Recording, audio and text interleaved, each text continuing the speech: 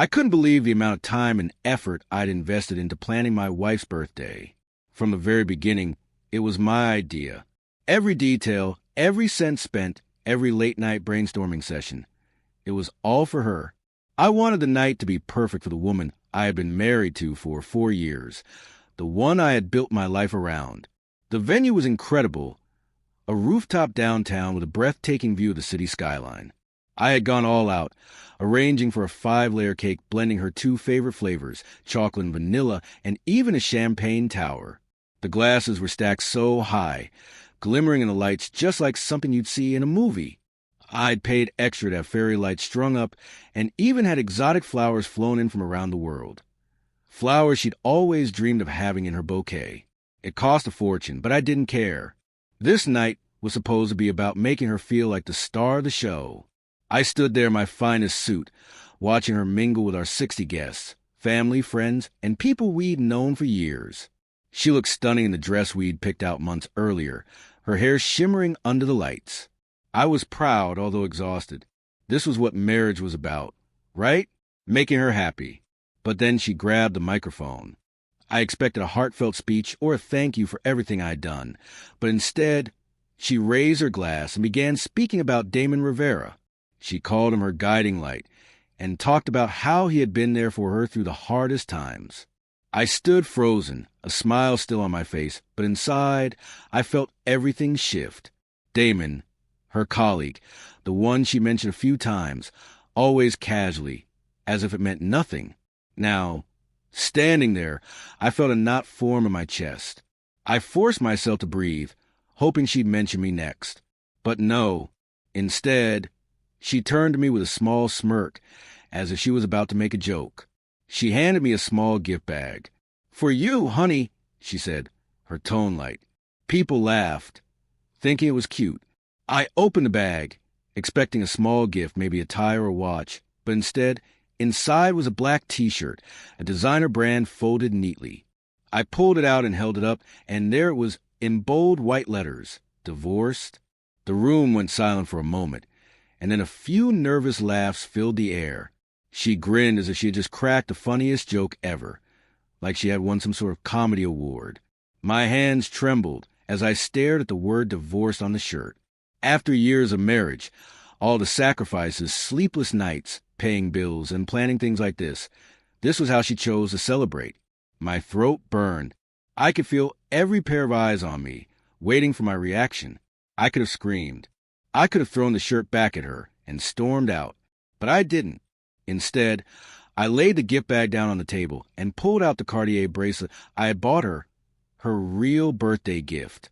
It was gold, elegant, and expensive, something I had saved up for her because I knew she would love it. I placed it on the table next to the cake, where everyone could see it, and walked away without saying a word. The cold night air hit my face as I stepped outside, sharp and biting. But I didn't stop. The sound of the party faded behind me. The hum of conversation, the clinking of glasses, the buzz of confusion. My shoes clicked against the pavement, each step louder in my mind. My heart pounded so hard it felt like it might break my ribs. I didn't know where I was going, but I knew one thing. I wasn't going back. Not for her. Not for anyone. That T-shirt wasn't a joke. It was a declaration. And I wasn't about to stand there pretending everything was fine. To grieve over her? I had put everything into building my own life recently. Work, managing Sasha and Omar's startup, and I felt stronger than I had in years. If she was falling apart, that was on her. Mark texted me an hour later. Damon quit. She's scrambling at work. Damon, her so-called guiding light. I didn't know the details, and neither did Mark, but I could see what was happening. She had built her whole image around him, leaned on him for support. Now that he was gone, she was unraveling. I didn't feel triumphant, but I didn't feel sorry either.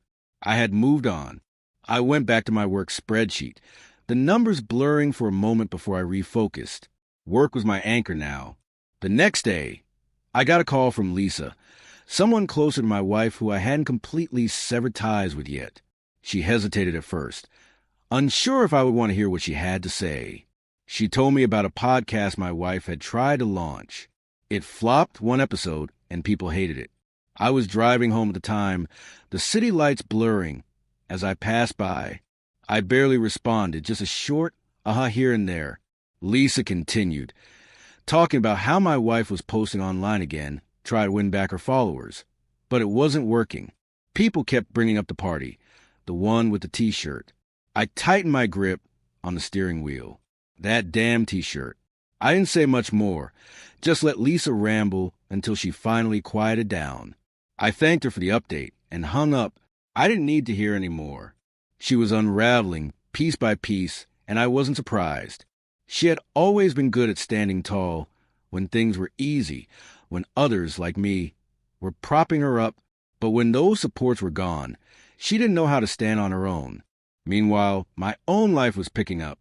A week later, Gregory called me into his office and slid a paper across the desk.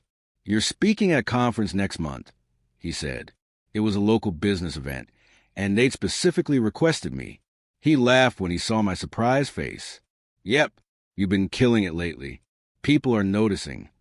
I walked out of his office feeling on top of the world. It wasn't a huge seminar, but it was mine, something I had earned. Then the big opportunity came. I received an email from someone I had met at a conference years ago, a well-known professor type. He was hosting a business conference in Dubai and invited me to guest lecture. "Your name's been coming up a lot," he wrote. I read the email again, the words sinking in, from a guy who had once spent all his money on her birthday party to someone receiving invites halfway across the world. I said yes without hesitation. That night, I met up with Sasha and Omar at the diner. Their software was still a bit slow, a little messy, but it was moving forward. I had invested a chunk of my savings, and they were grateful. "You're like our secret weapon." Sasha grinned over his fries. Omar, quieter but just as eager, nodded in agreement. I felt needed, valued, in a way I hadn't felt with her. Back at my apartment, I pinned the Dubai conference invitation to my vision board, next to my dreams of Thailand and the house sketch I had been working on. Running kept me grounded.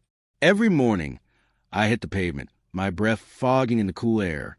I was up to 6 miles now, my body leaner, my mind clearer. She was fading. Her job, her podcast, her online following, all slipping away. Meanwhile, I was on the rise. Seminars, lectures, startups.